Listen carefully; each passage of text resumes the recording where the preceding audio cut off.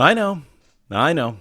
Tom, I hear you say, you said you were going to do a Suikoden 2 video next, but turns out there's a lot more to talk about in Suikoden 1 that I've had a lot of questions about from people new and old than I really thought there would be, so I decided I should put together a second tips video for Suikoden 1. My name is Tom, otherwise known as Titanium Legman, and welcome back to the channel.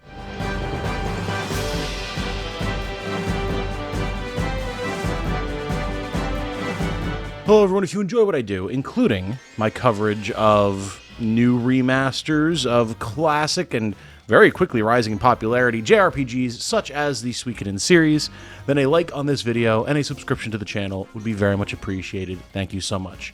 Also, thank you of course to all of my channel supporters, members, patrons, etc. I know I didn't have a video out over the weekend, so I wasn't able to recognize you then, but you will be recognized now and in a few days over the weekend. So hey, double dipping, right? Getting right into it, first off, make sure you pay attention in war battles. This is a very important one because if a character is injured or killed in a war battle, they are also removed permanently from your roster in your castle, and as such will prevent you from getting the true ending for recruiting all 108 Stars of Destiny. So if you ever wind up losing a particular clash because maybe you guessed wrong on the rock, paper, scissors formula, or potentially someone just took a wound just in a normal fight, make sure that you restart. That should be treated as an instant loss condition unless you just don't care about getting the true ending, which there's really no reason not to. It is like the best way to play the game, having all of your characters available to you. So if you see a little text box pop up where a character's like, oh, I must retreat for now, oh, to think it would end like this, or some such thing, just restart the game because they are now dead. Number 2, and kind of similar in a way, read your opponents in duels. You can often tell what they'll do based on their words. Now, there are only a few duels in Suikoden 1, but each of them is definitely very important. And much like the war battles, you are operating on a sort of rock, paper, scissors system where you need to figure out exactly what it is that your opponent is going to do and choose the appropriate response to counter their move if you plan to win. This is going to take a little bit of intuition on your part if you don't want to look up a guide, and I do recommend that you do it yourself. It is very much a pulse-pounding experience if you're just trying to figure things out as you go, as you can attest to if you've seen my stream with the Pan duel. Is pretty intense, I gotta say. And you can kind of get a feel for what a character is going to do based on the tone and aggression and statements in their lines. Some of them are more obvious than others, like you can probably expect a basic attack if someone's like, now it's my turn, or you expect them to defend if they're like, oh, show me what you can do, or perhaps time for me to go all out will be a special attack. Those are pretty obvious ones, but sometimes it can be a little bit more obtuse, so make sure that you're paying attention, make sure that you're actually thinking about what a character is saying, and choosing the right options in response. Number 3, you can equip water rune pieces to your weapons to get passive healing on your attacks and save a little bit of money on medicine or uses of runes. This is one that people actually reminded me about, so props for that, but the water rune piece that you can equip to your weapons at a blacksmith, rather than applying like an elemental boost or a damage boost or something to your attacks, actually makes it so that you heal when you attack the enemy. This is extremely nice and kind of goes along with one of my first tips in the previous video talking about the scarcity of healing, as you don't need to worry as much about trying to keep your party up if they can all heal on their attacks. Now, are you always going to want to have that healing on every single character? No, of course not. There's going to be other options for rune pieces as well, but it is a nice option if you are looking for some extra healing, or maybe you have a party that is very light on rune magic users, or you just don't feel like, purchasing medicine all the time and dumping it down your guys' throats. Notably, you can also grind for these pieces at the very beginning of the game at Mount Tigerwolf if you want to go and deal with a couple of scary early battles, so you can even get this going pretty early on when the healing is going to be most scarce, so bonus. Number 4, stack lucky characters to scam Gaspar. This is one that I've seen people really kind of struggling with, as one of the best ways to make money in Suikoden is to play dice with your resident ne'er-do-well with a questionable eye patch. You would almost think there's some sort of cheat sheet under that thing or something.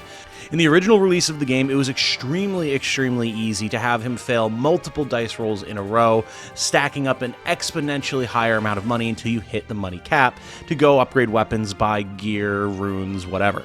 Now, it's not quite as clear-cut, and we're not entirely sure what has changed just yet, or at least I have not seen any conclusive answers about it, but one of the things that we do feel is still very much applicable is stacking a bunch of lucky characters in your party. So think of like Gon, right? Gon has a massively high lucky stat. It's pretty much the only lucky stat that he has. Meg is another option. There's a lot of good characters for this out there.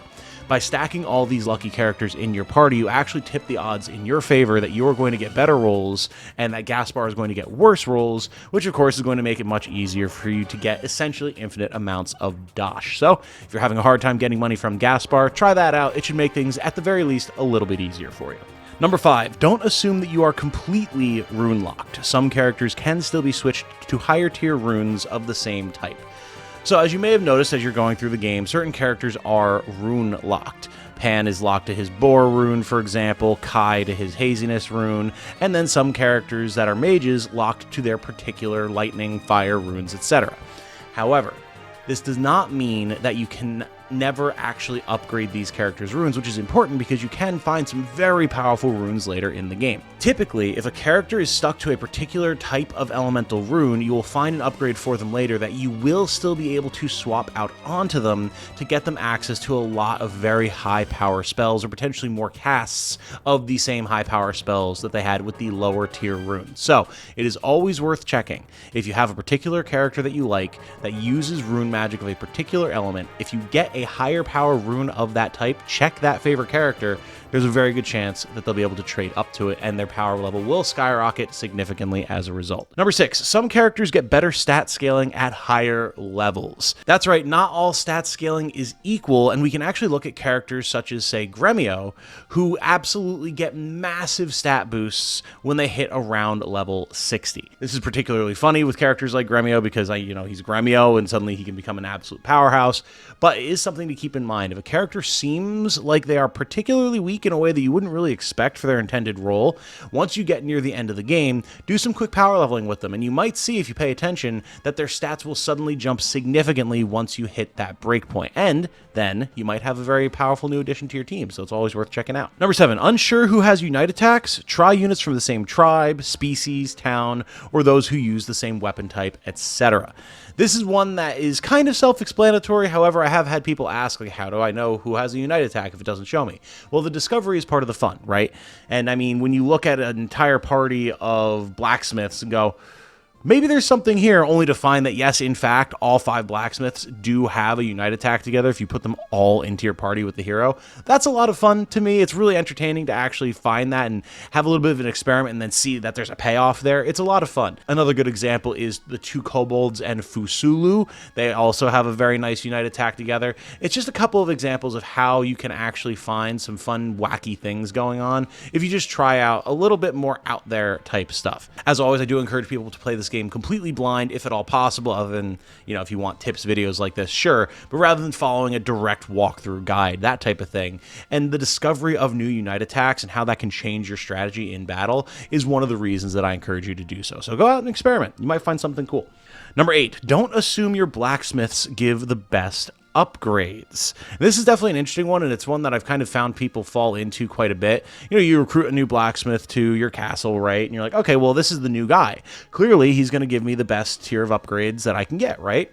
And not quite. Sometimes, but not quite. Typically, the way progression works through Suikoden 1 is as you move through the game world and you get to new regions, you will find a blacksmith that is then able to upgrade your weapons past where your current party is at, right? Makes sense. Oftentimes as well, then, you will find a blacksmith in that area that you can then bring back to your castle to then upgrade your weapons to that same level. However, not every region has a new blacksmith. However, almost every region has an increase in power level for your weapons. So it is always worthwhile to check blacksmiths and potentially bring your party members that you really want to have at max power level to towns that have blacksmiths in the most recently discovered area that you've gone to, and see if, hey, maybe I can actually get from level 9 to level 13 here, when even my blacksmiths back at the castle can only get me to level 9, right? Is it a minor-ish power boost? Maybe, depending on the character. But if you're really looking to push the envelope on what your characters can do, it's always worth it to check these town-based blacksmiths. And finally, number 9, grinding for opals and antiques. This is a little bit of a more focused one, and it's something that I would like to go into more if I have the opportunity to put together an established guide for all Stars of Destiny and how to recruit them. We'll see if we actually get to that. Maybe. We'll have to see. But opals and antiques are required to recruit 2 specific characters, and they can be a pain in the butt to find. Now, what makes them an issue is they are random drops from enemies in the world, and there's no indicator that those enemies are the ones that will drop these items so you can recruit these characters. You'll get some vague hints from NPCs and maybe from the characters themselves that lead you to the idea of what it is that they're looking for. I mean, you're outright told by one character that she wants an opal before she'll join you, so fair enough. But you don't know where to get it, so here I am. For an opal, you're going to need to kill a lot of these Balatro-looking bastards, and you will need to get a specific antique for the appraiser from these elven twinks. Once you encounter them, if you're looking to catch some characters up in levels or just have some free time, try to grind out these items against these enemies. You'll get some good XP, a little bit of extra spending money, and eventually find the items that you're looking for. Now, the drop rates on these do tend to be pretty low, and you do have to get the item appraised to find out if it's actually the right item that you need to recruit the appraiser, but if you want to get the best ending, you got to get these characters regardless, so time to put in the hours, my friend. And that, everyone, is my next 9 sort of mid-game tips for Suikoden 1. I thank you all very much for watching. I hope that it is a useful one for you. I know, obviously, beginner tips is going to be something that is a little bit more popular and useful for the overall crowd, but I wanted to put this one together because I have been seeing a lot of questions and comments from people with additional advice to give, or things that they haven't quite been able to figure out. So I figured it was worth putting it together, and it'll be good for people going forward. With that said, though, I'm going to wrap this one up here. Thank you once again to all of my supporters who have been so dedicated to helping the channel out and supporting me. It has absolutely meant the world and kept the channel running through the ups and downs of building anything on YouTube. So you can see all their names scrolling by on the right-hand side of the screen right now. If you would like to support as well and join these fine folks, you can find a link to do that in the description of this video. And until the next one, my name has been Tom, otherwise known as Titanium Legman. I hope you all have a good night. Stay safe and healthy out there. And remember, be good to each other, everybody. Bye now.